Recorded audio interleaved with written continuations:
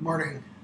So when there's a snow day, does that mean the principal gets a snow day too, or does that mean you have to work twice as hard?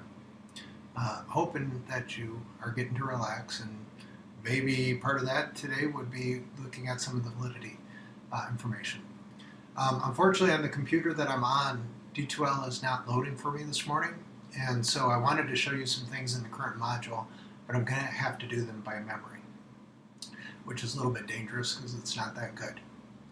All right, so first of all, on the checklist, I did add the instructions. There are really not very many instructions about what to read this week. So you've got the quizzes and the homework that was already up there. The research mapping exercise, which has been up there since the beginning. I haven't changed that. And what that is you download the template for the research mapping. That template can be found in the face-to-face meeting that we just had in session 2. I have an extra slide, maybe 2 slides at the beginning of that template that give an overview of the project, but then the first slide that has the research question, that's where the template starts. So what I've asked you to do is fill in as much as you know right now, which may be very little. But at least it probably is identifying the research question and identifying independent and dependent variables. And if you can identify more, then great. What you're going to do with that then is type up what you know, post it in the homework section, and then give a little bit of feedback to each other on the direction that the map is going. We're going to build up the map a little bit. It's not going to be like a big project at the end. It's something we're going to work on continuously. All right, the last part of it is what I'm making this video for, and that is having you read an article. I have a subfolder in the current week's module of a number of different articles.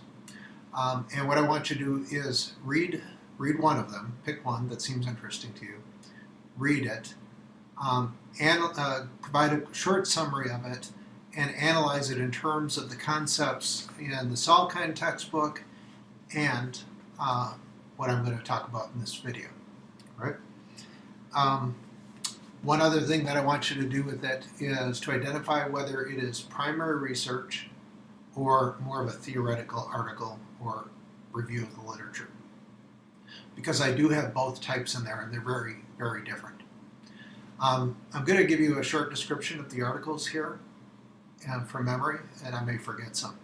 I've got 2 articles in there from Samuel Messick. Messick is the godfather of validity theory.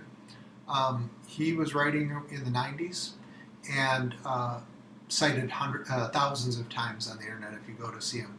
And his work is still prominent in the handbooks that describe validity and reliability procedures for professionals who do that kind of work.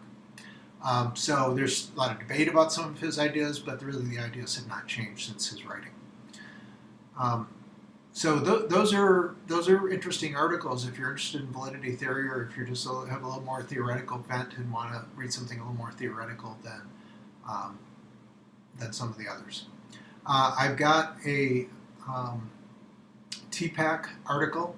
So this is the technology construct that Ali probably has talked about in class. And so that article is about the development of a survey that measures TPAC and how and in what ways that survey is valid and reliable. I've got an article in there about free and reduced lunch and whether that's an appropriate measure of poverty. I think that's a huge issue. For anybody who's doing any kind of research on poverty, I think you need some background in that measure, since that's the most likely measure that educators are going to have available to them, whether it's valid or not, and whether you need to look for a different kind of variable. I've got an article in there on giftedness. It's kind of hard to read because the PDF is not that good, but it could be an interesting article, the validity and reliability of ways of determining giftedness. I've got 2 articles in there that relate to effect size. Now, it's a little bit of a stretch for me to include those 2 articles. One is from Slavin on technology and math measures, and I forget the other one's another one on effect size. So both of these articles kind of develop the ideas we were discussing in class last week. about different contexts can lead to different sizes of effect size. So that, like, if you do a really large scale study, you're much more likely to find a small effect size than if you do a small controlled study where the researcher has more ability to control perhaps the professional development or the fidelity of implementation. So my justification for including them, besides that I just want to keep going with the effect size issue, is effect size is in a sense a measurement, and it is a measurement used to make decisions. And so we can discuss and think about whether it is a valid measurement for making decisions. And so that's the context. But they're probably not going to discuss validity, reliability explicitly. You're going to have to make that connection yourself if you choose those articles.